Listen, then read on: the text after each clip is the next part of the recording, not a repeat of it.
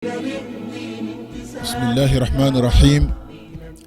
الحمد لله رب العالمين وبه نستعين، والصلاة والسلام على أشرف الأنبياء والمرسلين سيدنا وحبيبنا ومولانا محمد وعلى آله وصحبه والتابعين لهم بإحسان إلى يوم الدين. ishimwe kuzoni bya Allah subhanahu wa ta'ala, niwe dusaba inkunga, amahoro n'umugisha n'ibisakare kumwiza mu ntumwa zose n'abahanuzi, kumwiza mu babanje n'abazaheruka, umukunzi wacu, umugaba wacu, umucunguzi wacu Muhammad. Nayo mahoro nasakare ku bantu be n'abasanyanyendo be beza baharaniye idini n'ababakurikiye n'abazakomeza kubakurikira mu kugera neza kugera ku munsi w'imperuka. Shuti bavandimwe, assalamu alaikum wa rahmatullahi wa barakatuh. Mwisomo ryacu ry'ubushize twaganiriye ku buryo umuntu ashobora kuba ari umwemera, ari umuyisilamu, ariko nanone atareba neza bitewe no kuba atitwararika amategeko y'idini no kugenda kuri gahunda Allah subhanahu wa ta'ala yategetse, akaba yakwisanga yabaye umuhakanyi kandi yarasanzwe ari umwemera. Ibyo byaje nyuma yuko twabonye uburyo umuhakanyi noneho we yaba umwemera, tubirangije tureba uburyo noneho umwemera we yaba umuhakanyi. Twarambuye ikiganiro kuri iri somo, cyane ko ari ngombwa ko buri muntu amenya aho ahagaze no kumenya igihagararo yagira mu idini. Nyuma y'icyo kiganiro dukurikiza kuganira ku byaha mu bice byabyo bibiri, ibyaha biciriritse n'ibyaha byoreka. Twabonye ku ibyaha biciriritse ibingibi bishobora guhanagurika cyangwa se Nyagasani subhanahu wa ta'ala akabihanagura bitewe n'impamvu ebyiri zikomeye. Iya mbere no kwirinda ibyo byaha nyamukuru, ko Qur'an igira iti intajtanibu kaba'ira ma tunhauna anhu nukaffir ankum sayi'atikum. Nimwirinda ibyaha nyamukuru mubuzwa, Allah subhanahu wa ta'ala azabahabarira ibyaha biciriritse. Hanyuma icya kabiri mu byahanagura ibyaha ibingibi biciriritse nuko umuntu wagwa mu cyaha icyo ngicyo ukagikurikizaho icyiza kigahanagura ikibi, nk'uko ibyo byemezwa n'imvugo y'intumwa y'Imana Muhammad sallallahu alaihi wasallam. Hanyuma nanone twabonye ko ibikorwa bitandukanye Allah subhanahu wa ta'ala yafashije umuntu akabikora, bimufasha mu by'ukuri kuba yahanagurirwa ibyo byaha ibyo ngibyo biciriritse. Ndashaka kuvuga nk'iswara 5 y'umuntu akoze iswara 5 n'iswara z'ijuma azikurikiranya, gusiba ukwezi kwa Ramadan abikurikiranya, ibyo byose ni ibishobora guhanagura ibyaha by'umuntu biciriritse, nkuko bivugwa nanone mu mvugo y'intumwa y'Imana Muhammad sallallahu alaihi wasallam. Hanyuma nyuma yo kubona ibyaha biciriritse ndetse no kureba uburyo Nyagasani ashobora kubihanagurira umuntu binyuze muri ubwo buryo uko ari bubiri, twabonye noneho ibyaha byoreka. Dutanga n'ingero y'ibyaha byoreka, biriya byaha bikomeye abantu mu by'ukuri batajya baha umwanya wabyo, mbese ngo babitekerezo barebe n'ubuhambare bwabyo bityo babigendere kure. Turabigaragaza gihamya zibigaragaza mu gitabo cy'Imana ndetse na gihamya mu mvugo z'intumwa y'Imana Muhammad sallallahu alaihi wasallam. Hanyuma byo nanone uko wabikora nibyo byaha byaba ibito byaba binini, ibyo ari byo byose iyo umuntu agarutse kwa Nyagasani we aramubabarira ibyaha byose, byaba ari ibito byaba n'ibyoreka. Twabonye ko icyahanagura ibyaha byose muri rusange n'ibyo nyamukuru birimo nta kindi uretse kwicuza no kugaruka kwa Nyagasani subhanahu wa ta'ala, ukamutakambira kugira ngo akurokore muri icyo kibi, anagushoboze ntuzongere gusubira muri icyo kibi. Ariko iyo bibaye ko umuntu agarutse kwa Nyagasani atakamba, yarangiza nanone agasubira muri cya kibi, akongera agasubira kwa Nyagasani atakamba, uyu nguyu aba ari mu mukino. Uyu nguyu aba ari mu mukino, niba abandi ashobora kwisanga igihe cyo gupfa kwe no gutabaruka nikigera, azatabaruka ari muri bya bindi yamenyereye, kandi impera ikabibaye mbi. Tubona kuko kwicuza kudashobora kuba kwakirwa kudafite kondisiyo 3. Iya mbere ni ukureka icyo cyaha, iya kabiri kubabazwa n'icyo cyaha wakoze no gufata umugambi udasubirwaho kuzagisubira ntugisubiremo ukakivamo kivuyemo burundu, bityo Nyagasani subhanahu wa ta'ala akakubabarira ibyo byaha. Byaba rero ari ibintu birebana n'iby'abandi ufite, twongeyeho tuvuga tuti ugomba gusubiza ibyo byo bandi, hanyuma ukwicuza kwawe noneho kukaba kuruzuye. Nyuma y'ibyo byose twaganiriye ku buryo uko kwicuza n'iryari igihe cyako kirangira kubw'umuntu by'umwihariko no kubw'isi muri rusange. Tubona ko ukwicuza ku muntu ku giti cye birangira n'igihe roho ye igeze mu ngoto. Kw'intumwa Muhammad sallallahu alaihi wasallam yavuze ko Imana yakira ukwicuza k'umuntu igihe cyari cyo cyose roho ye itaragera mu ngoto, kuko iyo roho yageze mu ngoto icyo gihe biba bigiye kuba ibindi. Aho ni ku muntu. Naho muri rusange ku cyazo kirebana no kwicuza, ukwicuza imiryango yo kwicuza irafunguye. Imiryango yo kwicuza izafungwa umunsi bimwe mu bimenyetso bya Nyagasani bizaba bije, bizabigaragaza ko imperuka iri bugufi. No muri ibyo bimenyetso icyo twabonye kizaza ku nsonga nuko izuba rizarasira iburengerazuba binyuranye nuko ryari risanzwe rirasa rituruka iburasirazuba. Ubwo rero umuryango wo kwicuza uzafungwa. Icyo kimenyetso cya Nyagasani subhanahu wa ta'ala nacyo nikigaragara abantu bakakibona.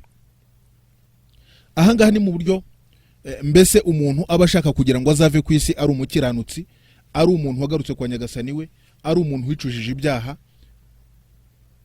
niyo byaba byaramuranze akagaruka ku murongo wo kubaha Imana akabivamo bivuyemo burundu. Ariko rero hariho n'igihe kwicuza bidashoboka, umuntu akibera muri icyo kibi kugira ngo ajye ku murongo ukenewe n'umurongo utegetswe akumva biramukomereye. Ubwo rero iyo bigenze bityo ni ukuvuga ko abantu barangwa n'ibyaha by'abanyamukuru, ibyaha nyamukuru, biriya byaha byoreka cyane cyane, ntibagaruke ku murongo wo kwicuza ku Mana, bikagera naho bava ku isi baticujije, ariko bari abantu bafite ijambo rya tawhid, baravuze bati la ilaha illallah, ari abantu basanzwe bazwi ko ari abantu bari ku murongo w'idini, ariko nta dini bafite igaragara kubera ko ibyo byaha byabo bitagaragaza umuntu uri ku idini nyakuri. Kuba rero kwicuza biba byarananiye umuntu, nacyo dushaka guheraho mu isomo ryacu rya none, bityo tugenda turikomeza tunaryagura nkuko umwanya wacu bitwemerera. Turagira ngo turebe noneho mbese iyo umuntu yakoze ibyaha by'abanyamukuru, ibi byaha biciriritse cyangwa se ibyaha nyamukuru, ukwicuza ntigushoboke, igihe kikamugerana agapfa aticujije, byo bizagenda bite noneho? Kandi yari umuntu ufite ijambo rya tawhid, yaravuze ati la ilaha illallah, ari umuntu ugaragaza ko ari umuyisilamu, uyu we ibye bimeze bite?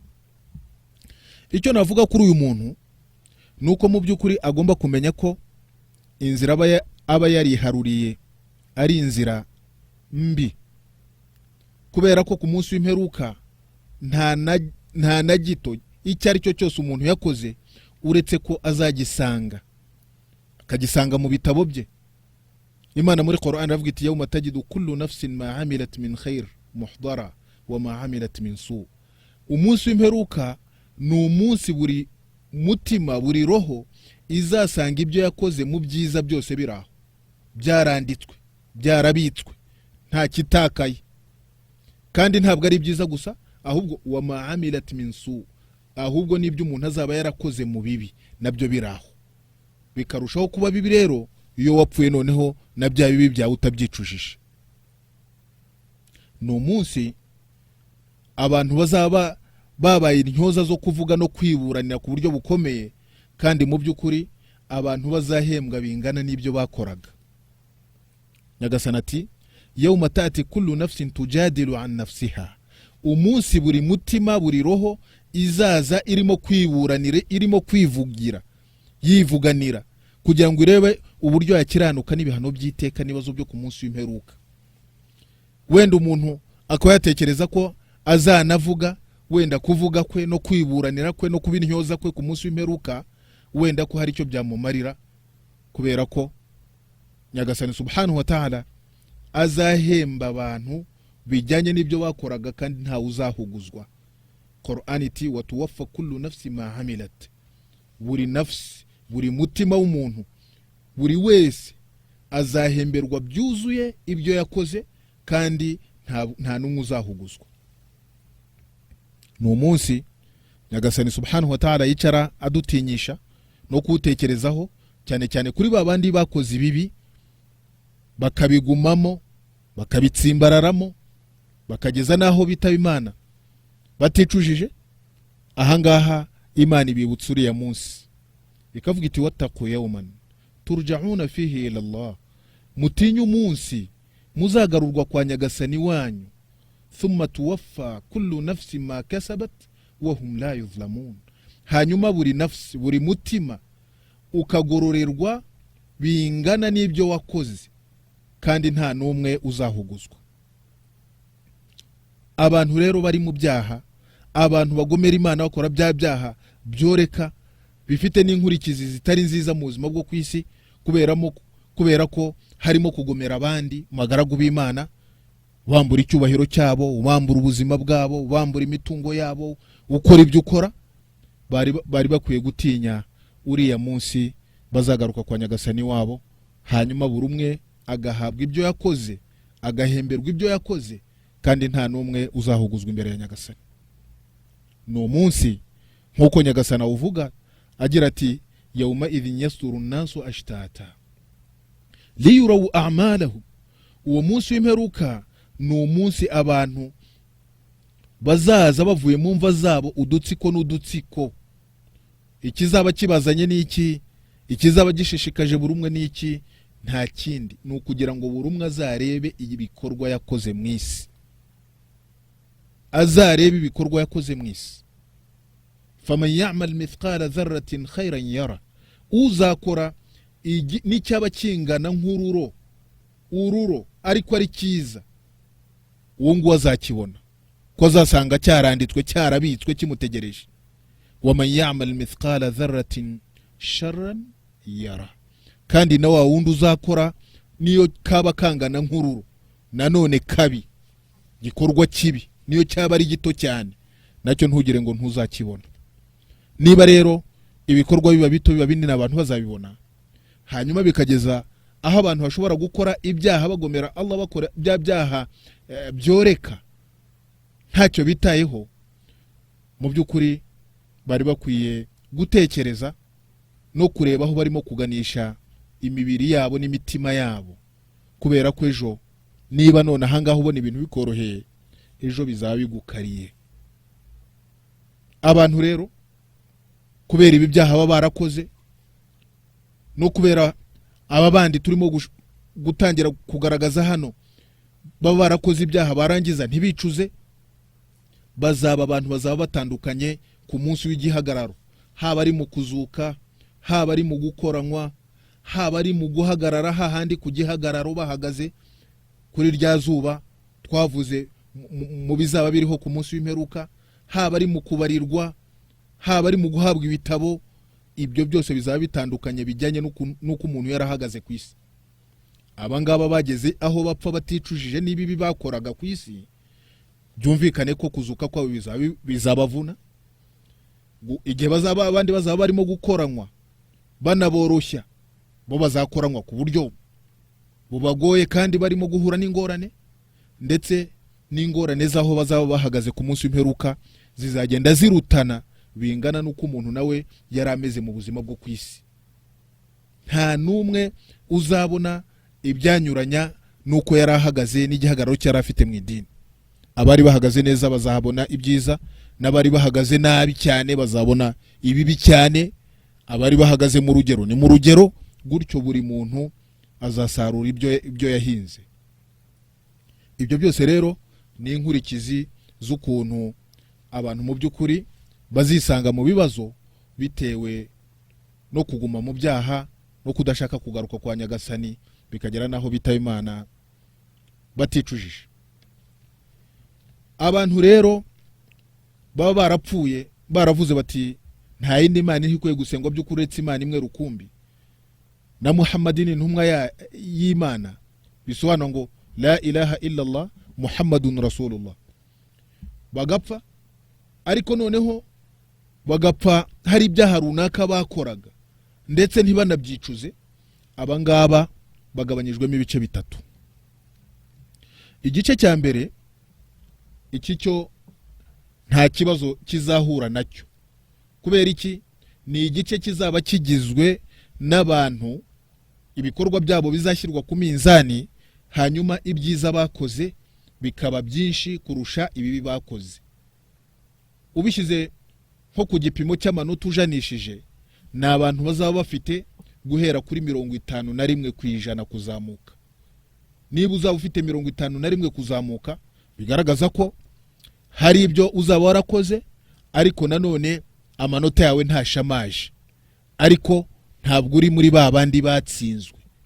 Icyo gihe abangaba bazinjira mu ijuru, ntibazahura n'umuriro, kubera ko nubwo hari ibyo bakoze bibi ntibabyicuze, ariko hari ibindi byinshi bakoze byiza, bityo bituma iminzani yabo itubuka, mbese ibyiza biba byinshi, amanota yabo aba menshi. Allah subhanahu wa ta'ala abagororera, yirengagiza ibyo ngibyo bakoze, azabinjiza mu ijuru, hanyuma abarinde ibihano by'umuriro, kubera ko bazaba barenze umukato. Cyo ni igice cya mbere gisa nkaho gifite amahirwe. Igice cya kabiri rero cyo kizaba atari uko bimeze. Abangaba ni ba bandi nanone bari baravuze bati la ilaha illallah Muhammadun Rasulullah, ariko noneho bagakora n'ibindi byaha nanone nabo bakarinda bapfa baticujije. Abangaba nabikorwa byabo kimwe n'ababanje bizashyirwa ku minzani. Nibishyirwa ku minzani, bigaragare ko bafite 50, ntabwo ari 51 ngo bajye mu ijuru, nta nubwo ari 49 ngo bajye mu muriro. Ni hagati no hagati, ibyiza birangana n'ibibi byo bakoze.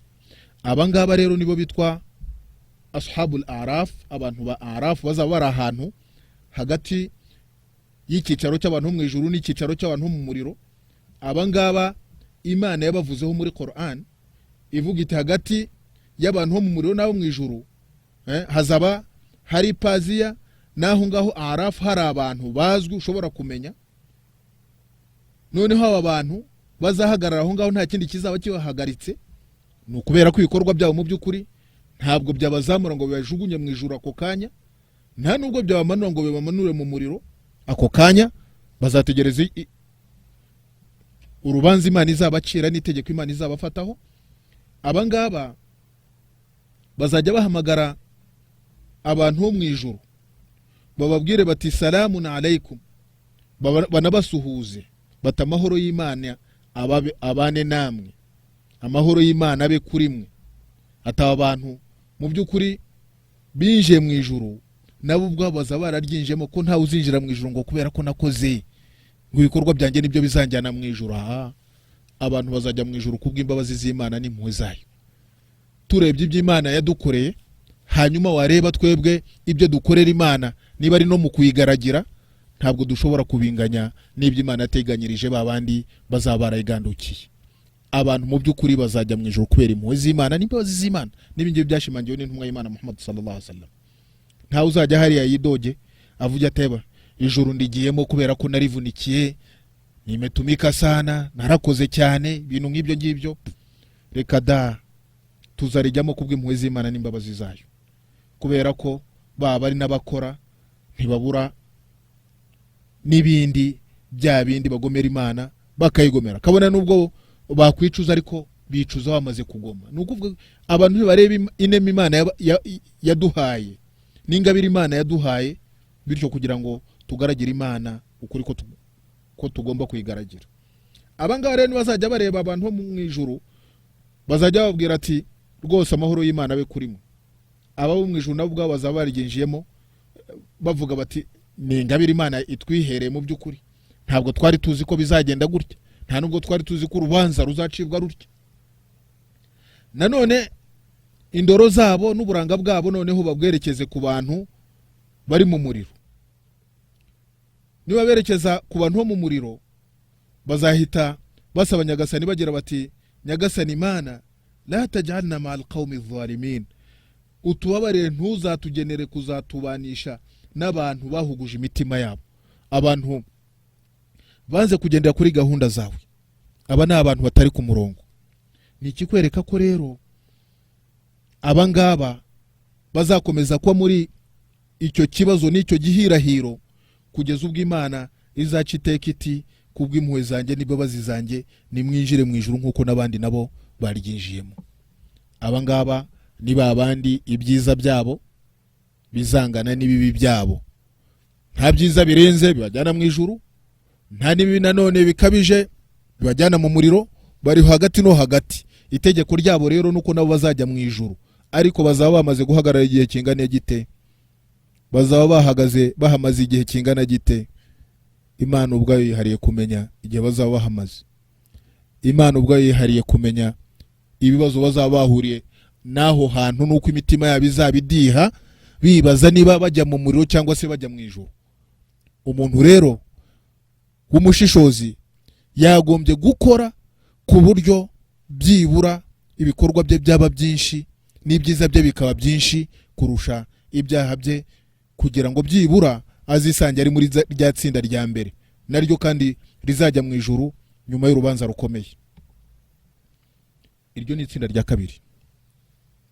Itsinda rya gatatu ryo rero, iri ryo rigomba guhanwa, kubera ko ni itsinda muri babandi nanone bavuze bati la ilaha illallah Muhammadun Rasulullah, bakagira ibintu by'ibyaha byoreka bakoze bakarinda bapfa batabyicujije, hanyuma n'ibikorwa byabo byafatwa byashyirwa ku minzani bagasanga ibyiza ni 20 cyangwa ni 30 cyangwa ni 40%, naho ibyiza ni bike cyane. Nukuvuga ibibi bikaba byinshi, ibyaha bikaba byinshi kurusha ibyiza. Abangaba rero nkuko twavuze tuti babandi ba 51 kuzamuka ni mu ijuru, n'abazaba rero bafite guhera kuri 49 kumanura ni mu muriro. Ni mu muriro 49 kumanuka, kubera ko nta bikorwa bazaba barakoze byabajyana mu ijuru. Ariko byumvikane ko nuzagira amahirwe yo kuba byibura ari kuri 49, Imana izagenda ihana abantu bingana n'ibyaha bakoze nabo. No mu muriro niba ujyamo bazatandukana igihe cyo kuvamo. Hari abazawuvamo ako kanya, hari abo bizasaba kumaramo igihe, n'igihe Nyagasani niwe wihariye kumenya igihe bazagenda barushanya kumara mu muriro kugira ngo babanze bahanirwe bya bindi bagomeye Allah subhanahu wa ta'ala mu buzima bwo kwisi. Hari abo muri abo ngabo bazajya mu muriro, umuriro uzagenda ukabagera mu ntuza kutubumba mbore, abandi imiriro ibagere, umuriro ubagere ahagana kuri ruseke, abandi umuriro ubagere mu mavi, abandi umuriro ubarya umubiri wose, ahazasigara gusa ni hariya cya kimenyetso cy'abantu bubama kubera Imana, niho umuriro utazagera gusa, ariko ahandi bashye bababuke bahanwe kugira ngo ibyo bakoze bagomera Allah nabo babihanirwe, bityo igihe nikigera cy'Imana yateganyije bingana n'ibihano bazaba bagomba kubona, Nyagasani subhanahu wa ta'ala azabazamure nabo abavane mu muriro. Icyo twemera cyo nuko umuntu wavuze ati la ilaha illallah Muhammadun Rasulullah agapfa atarakoze shirk, uyu nguyu atarakoze shirk, atarabangikanyije, kugira ntazaba mu muriro iteka ubuziraherezo. Azagenda ubemo ahanwe bijyane na bya byaha byoreka yakoze, ariko igihe kizagera azawuvamo. Ese umuntu yakwitwaza n'ibyo ngibyo akavuga ngo birahagije kuba naravuze ngo la ilaha illallah hanyuma sinkore shirk, nkabaho ndi umuntu ufite imyizerere mizima, nkagira n'ibyo nkora, nkagira n'ibyo nica, kandi ibyo nica bikaba byinshi, no ku munsi w'imperuka bikazaba byinshi byashyirwa no ku minzani, ngo ndi tayari nzajye mu muriro, Imana izawuturinde. Umuntu akavuga ati ubwo hari icyizere cyo kuzajya mu ijuru, umuntu yakwihangana uzi ubwenge iyo mibare ntiwayikora, kuko igihano gito cyo mu muriro, reka abangaba umuriro uzaba bageze kutubumbambore. Intumwa y'Imana yavuze ko uzaba ufite ibihano bikeya biciye bugufi ku munsi w'imperuka mu muriro ari uw'igishirira kizajya gitwika mu bworo bw'ikirenge, ubwonko bwe bugatogota, mu bworo bw'ikirenge ubwonko bugatogota. Waba muri ubwo buzima, muri iyo mibereho ubayemo n'imyaka nk'icumi, ubwo se urumva icyo waba uvuga ngo koko ijuru Imana izariguha ku bwende bwayo no ku bushake bwayo, ariko urabona ko icyo waba witeganyiriza atari cyiza na gato, ntabwo ari cyiza namba. Ni ukuvuga ko rero abantu bagomba gutinya Imana subhanahu wa ta'ala, bakagaruka ku murongo wo kubaha Imana, kugira ngo mu by'ukuri abantu baho hari abakiranutsi birinda ibyaha byaba bito, birinda ibyoreka, n'abazagira ikibazo bakagwa muri ibyo byaha bamenye ko hari Nyagasani bakurikirira bugufi, bagarukiwe, bicuze, yakire kwicuza kwabo. Ariko kuzakomeza abantu bagakomeza kuba mu kibi no gutsimbarara kugeza urupfu rubagezeho, ahangaha nta kindi umuntu aba arimo gushakira umutima we uretse ibibazo n'ingorane zizamubaho ku munsi w'imperuka, ndetse n'igihe imperuka izaba itaragera ari mu nda y'isi. Ibi rero nibyo twashatse kuvuga ku kibazo kirebana mu by'ukuri n'isomo rirebana n'ibyaha no kugomera Imana, n'uburyo umuntu yabisohokamo cyangwa se waba utanabisohotsemo, kugira ngo umenye indunduro yawe n'impera yawe bizagenda bite. Turangiza kuvuga kuri ibyo ngibyo rero, ko nanone ni kimwe mu bintu byonona imyizerere y'umwemera, bikamukura ku murongo Allah subhanahu wa ta'ala yagennye.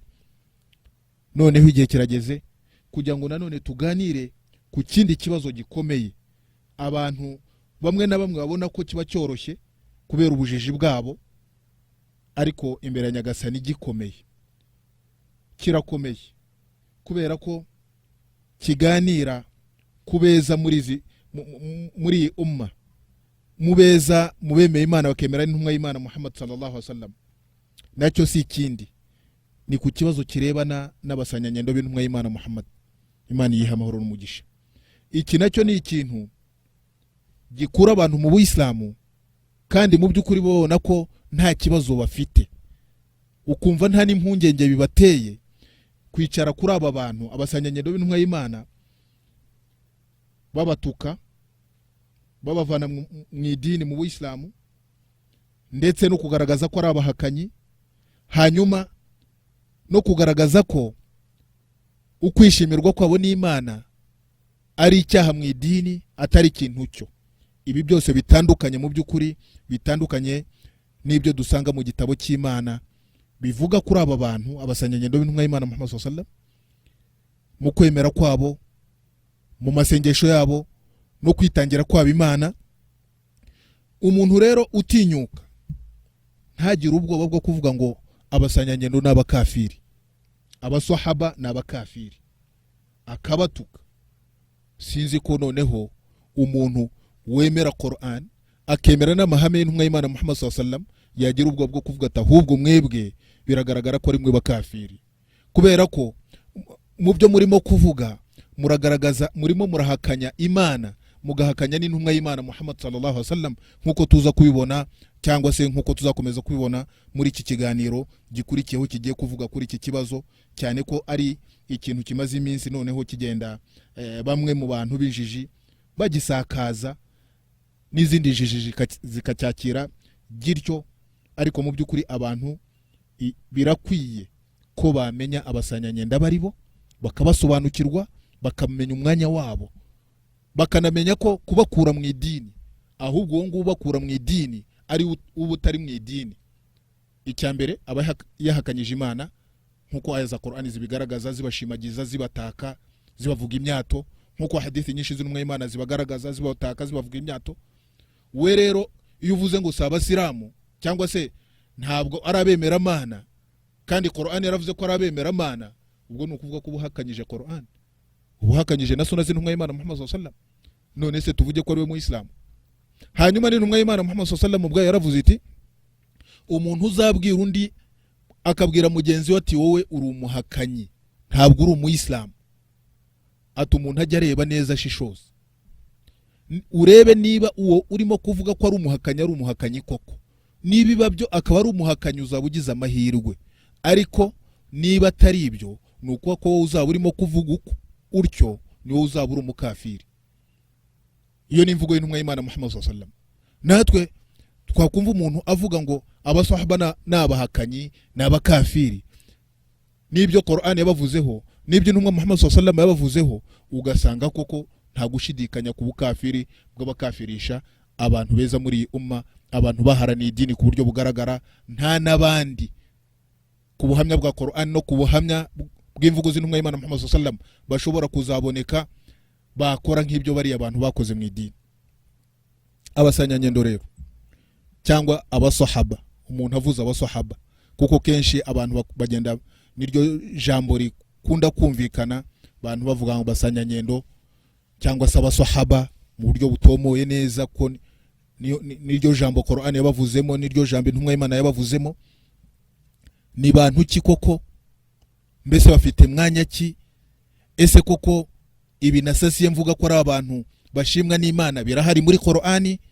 Ese kuba bashimwa n'intumwa y'Imana koko hari imvugo zigaragaza icyo kintu, kugira ngo babandi babanyakibi batazi ibyo bavuga bamenye ko mu by'ukuri ibyo baba bavuga basebya aba bantu, banakerensa aba bantu, ariko kugaragara k'ububi bwabo ndetse n'ubuhakanyi bwabo, uretse ubwo barimo gutwikira cyangwa se bashyira ku basanyanyendo b'intumwa y'Imana Muhammad sallallahu alaihi wasallam.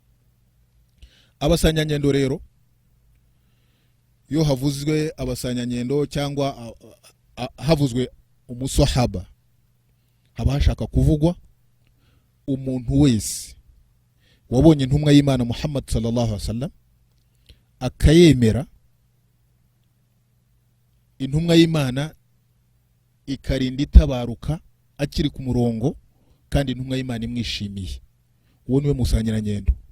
Abataza muri icyo gisobanuro, ntabwo wajya hariya ngo uvuge ngo ni umusanyanyendo, cyane cyane ko abantu bagenda bitiranya bakavuga bati none se runaka nayo ntabwo yabonye mutume.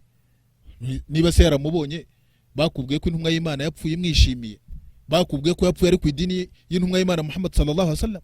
Nuvuga ko umusanyanyendo nuwabonye intumwa y'Imana akayemera, hanyuma intumwa y'Imana igapfa imwishimiye akiri ku murongo mwiza yazaniwe n'intumwa y'Imana Muhammad sallallahu alaihi wasallam. Nuvuga ko ubonye intumwa y'Imana ntuyemere, ntabwo byakugira umusanyanyendo. Ubonye intumwa y'Imana ukayemera, kabone n'ubwo wayemera ubeshya, nkuko abanafiki bajyaga ku ntumwa y'Imana akayibwira ati turakwemeye. Ntabwo intumwa yigeze yishimira aba bantu, nta nubwo abangaba twawe bita abasanyanyendo, ni indyarya b'abanafiki. Intumwa y'Imana yapfuye inasobanuriye umma, umunyamabanga wa ummati Muhammad yarabazi bose ku mazina yabo. Nta mpamvu rero yo gucanganya abantu no gucanganya abayisilamu ugaragaza ngo abasanyanyendo barimo abanafiki n'abanafiki naba. Abanafiki bari bazwi n'abanyakuri bari bazwi. Abasanyanyendo rero nabo ngabo bafite umwanya ukomeye nkuko nababwiye. Aya nyinshi cyane muri Qur'an ziragaragaza umwanya wabo. Muri izo ngizo ndavugamo izishoboka. Iya mbere naho Nyagasani subhanahu wa ta'ala agira ati was-sabiquna al-awwalun min al-muhajirin wal-ansar والذين اتبعوهم بإحسان رضي الله عنهم ورضوا عنه وأعد لهم جنات تجري تحتها الأنهار خالدين فيها أبدا ذلك الفوز العظيم. Allah subhanahu wa ta'ala muri aya aragirati naba abandi babaye abinkubito ya mbere, abambere kabisa mubimukira muhajirin, nabavuye Maka bajya Madina, barabayisilamu benshi, abemera Imana benshi, bimutse kubera Imana no kubera idini y'Imana no kubaha intumwa y'Imana Muhammad sallallahu alaihi wasallam. Bava mu gihugu cya Maka cyabatotezaga bajya mu gihugu cya Madina. Hano Imana irimo irashimagiza ibice bibiri. Irimo irashimagiza muhajirin n'abimukira abavuye Maka bajya Madina, harimo abo bose abo ngabo bagenda bavuga ko atari abayisilamu, ari abahakanyi, harimo abo Abubakari nibo bari ku nsonga, ahubwo Abubakari nawe wari uri kumwe n'intumwa y'Imana yimuka. Ibyo bakaba banabizi, bazi ko Abubakari ari we wari uri kumwe n'intumwa y'Imana, naho intumwa y'Imana yihishe bari kumwe na Abubakari aho ngaho. Na Abubakari ni uvugwa muri Qur'an, aho Imana ivuga igaragaza ibwira aho intumwa y'Imana Muhammad sallallahu alaihi wasallam yabwiraga Abubakari ati ntugira agahinda, Nyagasani ari kumwe natwe. Idh yaqulu li sahibihi la tahzan inna Allaha ma'ana, igihe yabwiraga mugenzi we ati ntugira agahinda, Nyagasani ari kumwe natwe. Uwabwiraga mugenzi we ni intumwa, mugenzi we yabwiraga ni Abubakari, bari mu mwobo, wowe uze umukure mu idini. Tuvuge se ko idini ari yawe, ni wowe uzayise, ni yawe mbese wowe. Aba nibo bimukira rero barangajwe imbere na Abubakar Siddiq radhiallahu anhu. Hanyuma hakazana Abanswar. Abanswari na abakiriye intumwa y'Imana n'abasanyanyendo baturutse Maka, barabakira, barabafasha, babakorera ibyo bagomba gukora abavandimwe babo. Aba nibo Muhajiri n'abariya nibo Answar. Imana yabashimagize guti nabi nkubito ya mbere, abambere mu Buislamu. Ntabwo ari abo ngabo gusa. Intumwa Imana ikomeza igira iti wallazina tabauhum bi ihsan, yewe n'ababakurikiye mu kugira neza, bagakurikira abo ngabo ni tabi'i. Aba ngabo Imana yavuzeho iki? Imana iti radiyallahu anhum. Rya jambo bavuga bagenda basakaza banandika ibitabo, abazi kwandika bakandika bavuga ko iryo jambo ari bid'a, ritari mu Buislamu. Imana ivuze ko yabishimiye, Imana yarabishimiye. Imana niyo ya mbere yavuze kubasanyanya nditi radiyallahu anhum, yarabishimiye. Allah subhanahu wa ta'ala yarabishimiye, nabo bishimira ingorano bahawe na Allah subhanahu wa ta'ala. None se nibyo bya bindi navugaga, niba Imana yaramaze kwishimira aba bantu ikavuga ko yabishimiye, wowe ukavuga ngo kubishimira ni icyaha mu idini, ubwo se ntuhakanyije Imana? Iyo uhakanyije Imana se ubukira umusilamu? Imana yarabishimiye.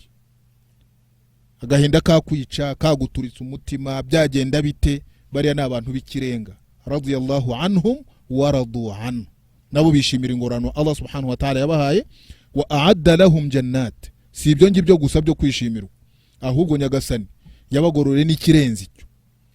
Imana yarabishimiye, irangije inabategurira ijuru, amajuru atemba munsi yayo imigezi. Ntabwo ari ijuru bazaba mu munsi umwe cyangwa ibiri, reka da, khalidina fiha abadan, bazaba muri iryo juru ubuzira herezo. Abangaba bazariba ubuzira herezo nabaye n'abakafiri. Abakafiri wa mu ijuru ubuzira herezo ni Muhajirina na Ansar, naba abandi babakurikiye mu kugira ibyiza. Imana imeragaragaza ko bazaba mu ijuru, yabateguriye ijuru bazabamo ubuzira herezo. Dhalika alfawzul azim, uko niko gutsinda guhambaye. Imana igaragaze ko yabateguriye ijuru, Imana igaragaze ko bazaribamo, ntabwo ari iminsi ibiri, n'ubuzira herezo. Ubwo nuvuga ko ari abakafiri, ari abahakanyi, nuvuga ko ari abantu batazajya mu ijuru. Wowe uravuga ko batazajya mu ijuru kubera ko ari abahakanyi. Hanyuma Imana ikavuga ko yabateguriye ijuru kandi bakazaribamo ubuzira herezo. Ubwo si uguhakanya Imana? Iyo ni aya ya mbere muri Qur'an ikwereka mu by'ukuri agaciro kabari abantu minal muhajirin wal ansar. Nanone Qur'an iti wallazina amanu wahajaru wajahadu fi sabilillah wallazina awaw wa nasaru ulaika humul mu'minuna haqqan lahum maghfiratun wa rizqun karim. Nyagasanati naba bandi bemeye, wahajaru bakanimuka, wajahadu fi sabilillah bakanarwana mu nzira ya Nyagasani. Abangaba ni muhajirin. Imana irimo kuvuga hangaha kubera ko icyambere bemeye Allah, barangije barimuka. Nta nubwo bimutse rimwe, barimutse bajya muri Ethiopia kubera Imana no kubera idini y'Imana. Barimuka bahunze abahakanyi ba Maka, barongera barimuka bajya muri Ethiopia bwa kabiri kubera Imana n'idini y'Imana, kugira ngo bashobore kuba ahantu batekanye. abangaba nanone abemeramana muhajirin barongera barimuka ndetse banimuka bidasanzwe bimukana n'intumwa y'Imana Muhammad sallallahu alaihi wasallam bava Maka bajya Madina. Imana irimo iragaragaza hano agaciro kabo n'umwanya wabo. Icyambere baremeye ukwemera kwabo kudafite uburyarya, kutarimo gutiriganya, kutarimo kubeshya. Barangije barangwa no kwimuka, bimutse inshuro 3. Hanyuma si ibyo gusa, banarwana mu nzira y'Imana. Bararwanya abasanganyendo b'intumwa y'Imana minal muhajirina bose. Intambara zirenga hafi 20 na zingahe bari mu ntambara. Abantu baza kubarwanya kubera idini, nabo bagahagarara bagahangana nabo kugira ngo abo ngabo badatsinsura cyangwa se batagusha idini ya Nyagasani subhanahu wa ta'ala. Aba nabambere ahangaha muri iki gice Qur'ani cyangwa se ayirimo kutwereka. Hanyuma Nyagasani nawe akongera ati walladhina awawu wa nasaru, naba bandi bakiriye bakanarengera. Abangaba ni answar, ko bakiriye intumwa y'Imana n'abasanyanyendo. Ntabwo ari ibyo gusa, banarengera idini y'Imana, barengera n'intumwa y'Imana, banafasha n'abavandimwe babo bayisama bimukira bari baturutse Maka. Imana ikavuga kuri abangaba muhajirin na answar bagaragara muri uburyo muri izi aya, ikavuga iti ulaika humul mu'minuna haqqan, abo ngabo nibo bemeramana banyakuri. Abo nabemeramana banyakuri, niko Qur'an ivuga. Hanyuma wowe ukazuka ukagenda ubunza mu bantu wandika n'ibitabo ngo abo ngabo nibo bakafiri banyakuri. Imana iti abo ngabo nibo bemeramana banyakuri, nawe uti abo ngabo nibo bakafiri. Abantu bagomba gutinya Imana, bakagaruka ku murongo w'Imana, n'abayisama gasobanukirwa abantu mu by'ukuri, kubera ko n'abantu n'abanzi b'Imana, n'abanzi b'intumwa y'Imana, ni n'abanzi babeza muri iyi umma. Imana iravuga ko ari bo bemeramana banyakuri. Ulaika humul mu'minuna haqqan lahum maghfiratun wa rizqun karim. Nyagasani ati bafite imbabazi za Allah subhanahu wa ta'ala, kandi bafite n'amafunguro atuje, amafunguro meza Allah subhanahu wa ta'ala azaba kubera ibintu bikomeye bakoreye idini. Imana aba bantu yamaze kubakuraho ibyaha, no kuri babandi baba baracumuriye Nyagasani ababarira ibyaha byabo, cyane cyane ko bagaragaje ubutwari basohoka bagiye mu rugamba, ruya rugamba rukomeye mu mateka intumwa y'Imana yagiyemo mu mwaka wa 9, ghazwat Tabuk. Awati muri Qur'ani laqad taba Allahu ala an-nabiy wal muhajirin wal ansar alladhina ittaba'uhu fi sa'ati al-usra. Allah subhanahu wa ta'ala yamaze kubabarira intumwa yayo, ibabarira muhajirin, ibabarira na ansar. Muhajirina nabi mukira, ansar ni bari aba Madina. Bameze bate ba muhajirin ansar? Alladhina ittaba'uhu fi sa'ati al-usra, babandi bakurikiranye babandi bakurikiye intumwa y'Imana bakajyana nayo mu bihe bikomeye, ryari izuba rikaze, abantu b'abanafiki, abantu b'indyarya, nibo barimo kubwira abandi bati muramenye ntimusohoke kuri iri zuba, muramenye murajya hari ko kwicwa n'izuba. Imana iti nyamara ubukana bw'umuriro wa Jahannam burakaze kurusha iryo zuba murimo kubuza abantu kujya kwitangira Imana no kurwana idini y'Imana. Abangaba rero ko barasohotse muri kiriya gihe, hongeho no gutanga ibyabo muri kiriya gihe, ni ikikwereka ko Imana yamaze kubabarira kandi nakwivuga na kataba. Imana yakiriye ukwicuza kwawe, Imana yababariye ibyaha byabo. We warangiza ukaza ngo kubera wenda akantu runaka kuzura nuko Imana ngo bakuye mu Busilamu.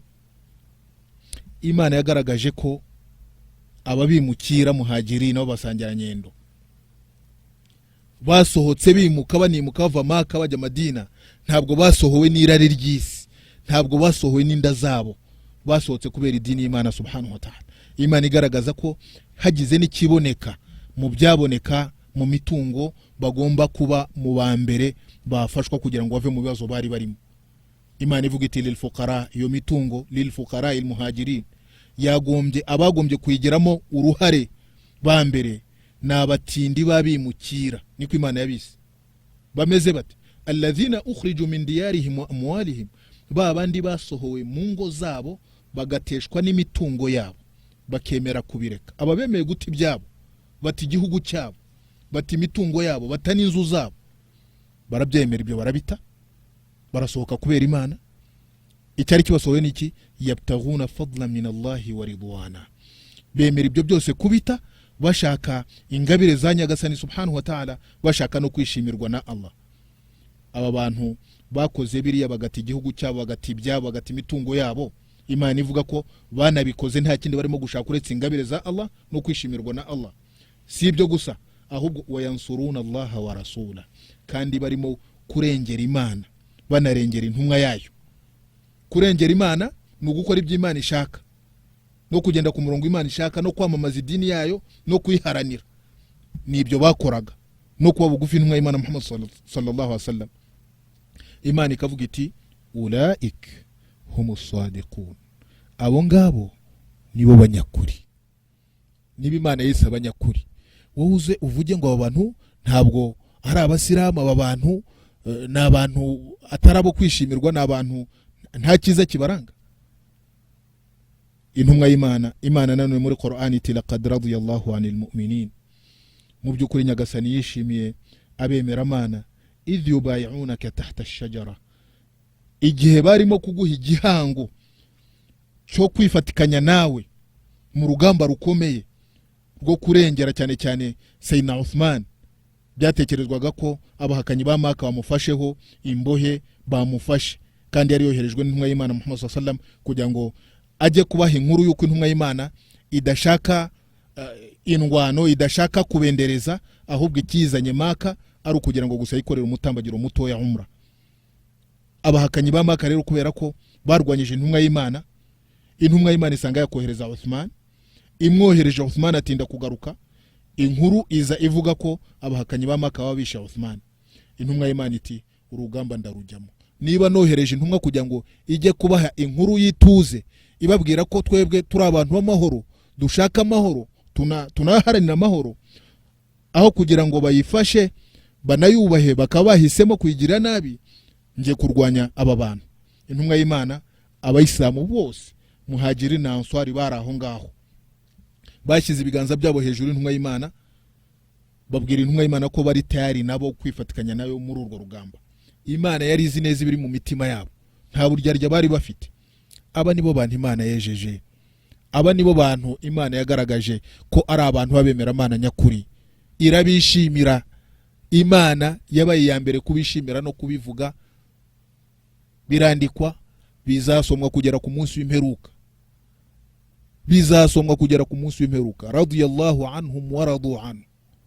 Imana ibishimire bariya, Imana yarabishimiye, kandi nabo bishimira ingorane Imana yabahaye. Nanone Nyagasani subhanahu wa ta'ala ati Muhammadun rasulullah walladhina ma'ahu ashidda'u 'ala al-kuffari ruhama'u bainahum. Iyo ni wasf, ntabwo ari wowe uyifite, wowe ugenda wamamaza ngo bari abantu nabahakanyi, bari abantu usabasiramu, bari abantu usaba kwishimirwa. Imana yavuze ko ari abantu, intumwa y'Imana Muhammad sallallahu alaihi wasallam nabo yari kumwe nabo, yari abantu mu by'ukuri bafite igihagararo kitajenjetse, cyane cyane kuri bariya babahakanyi barwanya idini y'Imana, bakarwanya n'intumwa y'Imana Muhammad sallallahu alaihi wasallam. Igihagararo gikaze, abantu b'inkazi, ariko bagera hagati yabo bakaba ari abantu ruhama, abanyampuhwe, abantu bafite idini, abantu badafite ikindi bashaka uretse gushaka ingabire za Allah. Abangaba nibo basanyanyendo b'intumwa y'Imana Muhammad sallallahu alaihi wasallam.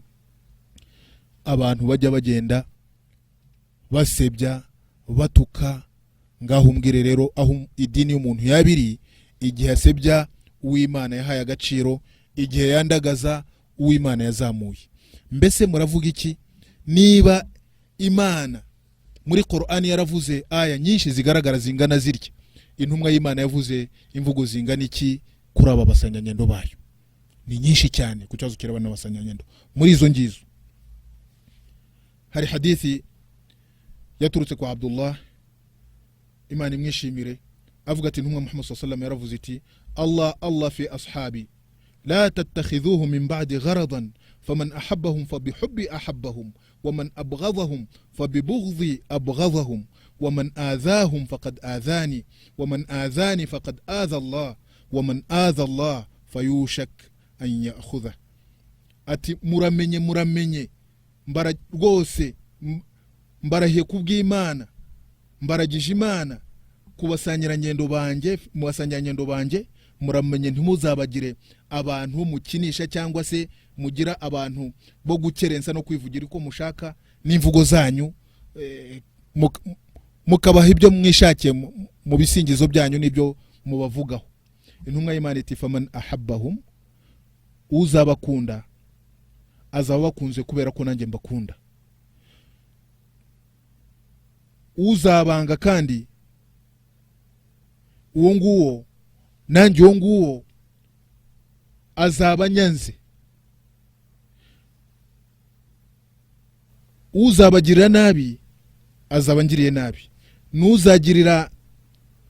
nuzangirira nabi azaba uzangomera, uzabagomera azaba ngomeye, nuzangomera azaba agomeye Allah, nuzagomera Allah igihe icyo ari cyo cyose Allah subhanahu wa ta'ala ashobora kurangiza ikibazo cy'akagikemura. Ahangaha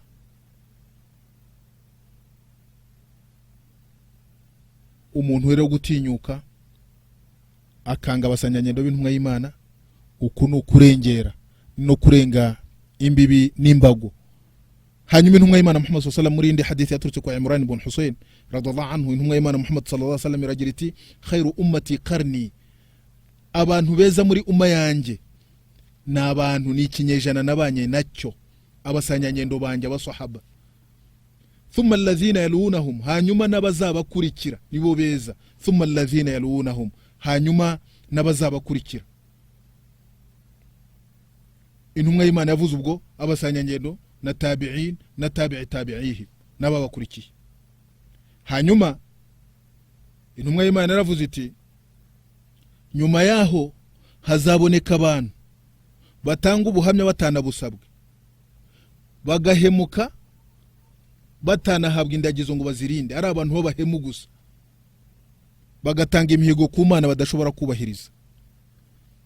Abangaba intumwa y'Imana Muhammad sallallahu alaihi wasallam nibo yagaragaje ko ari abantu beza muri iyi umma, iyo generation nziza yabayeho muri iyi umma. Hanyuma wowe uzuvuge uti iyi generation cyangwa se abasangirangendo n'abantu, intumwa y'Imana yavuze ko ari abantu beza. Nayo hadithi yaturutse kwa Abi Sa'id radhiallahu anhu, intumwa y'Imana Muhammad sallallahu alaihi wasallam yaravuze iti la tasubbu ashabi, muramenye ntimuzatuke abasangirangendo banjye, ntimuzatuke abasahaba banjye.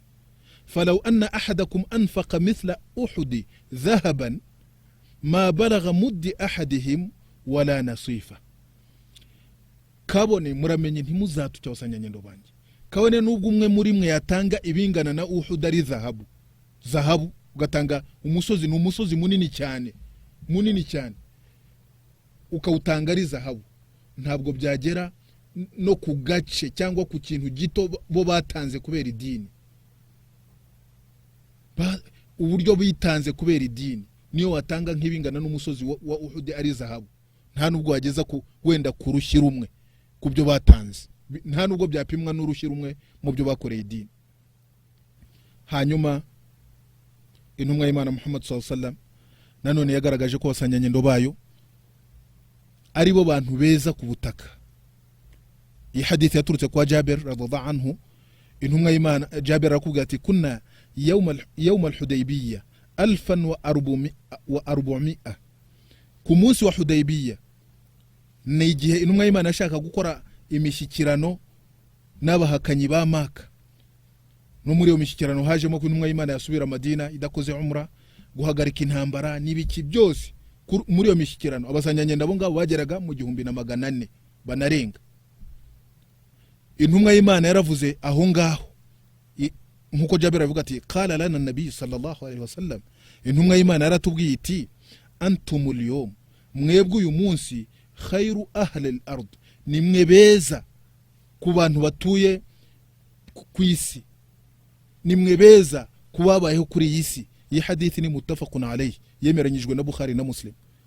Abangaba intumwa y'Imana kubaha uru rwego rugaragara ko ari abantu beza mu babayeho ku isi, ni ikintu kikwereka agaciro n'umwanya bari bafite ku ntumwa y'Imana Muhammad sallallahu alaihi wasallam. Hanyuma indi hadith igaragaza umwanya w'abanswari by'umwihariko intumwa y'Imana yabavuzeho muri hadith yaturutse kwa Bara ibn Azib aho intumwa igira iti al-ansar la yuhibbuhum illa mu'min. Aba ansar nabo ni abasahaba b'intumwa y'Imana ba Madina, nta uzabakunda uretse umwemera. Wala yubghidhuhum illa munafiq, nta nuzabanga uretse umunafiki. Faman ahabbahum ahabbahu Allah, uzabakunda nyagasana azamukunda. Waman abghadhahum abghadahu Allah, rawahu al-Bukhari. Nuzabanga nawe nyagasana azamwanga. Muri abo basanyanyendo b'intumwa y'Imana, muri abo sahaba harimo ba ansar. Umuntu akaza ntabwo ari ukubanga gusa, ahubwo no kubavana mu idini. Ubwo se uratekereza ko urukundo rwa nyagasana uzarukura hehe wowe? Iyo dini urimo kuvuga ugenda wigira umuyisilamu w'igitangaza, urabona uzayikura he wamaze gukura mu idini abeza muri iyi umma? Intumwa y'Imana ikubwira iti nta muntu uzabanga uretse umunafiki, kandi umunafiki babandi bo mu rwego rwo hejuru. Uzabakunda azakundwa n'Imana, n'uzabanga azangwa n'Imana. Iyo ni imvugo y'intumwa y'Imana Muhammad sallallahu alaihi wasallam igaragaza agaciro k'abasanyanyendo. Indi mvugo naho intumwa y'Imana yagaragaje, tekereza muri hadith nanone ya Jabir, intumwa y'Imana aho yavuze iti ihtazza al-arsh li mauti Sa'd ibn Mu'adh. Arsh ya nyagasani yaratigise, intebe y'ubwami ya nyagasani yaratigise kubera urupfu rw'umwe mu basanyanyendo b'intumwa y'Imana Muhammad sallallahu alaihi wasallam. Niba umusanyanyendo uyu nguyu abantu bivugira uko bishakiye, bamutesha agaciro uko bishakiye, intumwa y'Imana yaravuze ko umwe muri bo yapfuye, intebe y'ubwami ya nyagasani igatigita. Ubu se wowe niwe wapfa byibura n'isazi mu Rwanda igatigita kubera ko wapfuye wowe? Uyu nguyu yarapfa, harisha nyagasani igatigita. Birashimagirwa n'imvugo y'intumwa y'Imana Muhammad sallallahu alaihi wasallam, hanyuma warangiza ukamugira mubi, wowe ukigira mwiza. Iyi ni imyumvire idahwitse, ni imyumvire itariyo. Intumwa y'Imana yagaragaje ko bamwe banagendaga ku isi mu by'ukuri ari abantu ho mu ijuru, nkuko intumwa y'Imana yavuze ko yitwaga Abdullah ibn Salam. Iravuga iti innahu min ahli aljanna, we ni mu bantu ho mu ijuru, kandi nubwo akigenda ku isi agenda ku butaka, ariko huwa min ahli aljanna. Abasanyanyendo b'intumwa y'Imana rero bafite ibigwi byinshi, bafite umwanya ukomeye cyane mu idini, ku buryo umwanya wabo mu by'ukuri ari umwanya uhambaye tuzakomeza kuganiraho mu biganiro byacu, nkuko tuzakomeza mu kiganiro cy'ubutaha. Wenda nsozereze kuri hadith imwe gusa igaragaza agaciro k'abasanyanyendo bamwe bayaza kunsonga cyane cyane ba bandi bakunda kuvanwa mu idini, ni Abu Bakri, ni Umari, ni Uthmani n'abandi. Murebe uko intumwa y'Imana Muhammad sallallahu alaihi wasallam yabavuzeho. Muri hadith ya Abi Hurairah radhiyallahu anhu, intumwa y'Imana yaravuze iti arhamu ummati bi ummati Abu Bakr, umunyamuhe muri ummati Muhammad ni Abu Bakri. Wa ashadduhum fi amri Allahi Umar, n'inkazi kubera Imana ni Umar ibn al-Khattab. Inkazi mu idini ni Umar ibn al-Khattab. Wa aktharuhum haya Uthman, ubarusha bose kugira isoni ni Uthman ibn Affan. Kandi al-haya la yati illa bi khair, isoni kugira isoni nta kindi byazana uretse ibyiza gusa. Wal haya'u min al-iman, no kugira isoni ni kimwe mu biranga umuntu ufite iman. Hanyuma intumwa y'Imana imaze kuvuga abo ngabo batatu, ivuga ko umunyamuhara Abu Bakri, inkazi mu idini udashobora gukinisha idini ari aho ngaho ni Sayyidina Umar ibn al-Khattab. Hanyuma uwisoni ni Uthman ibn Affan.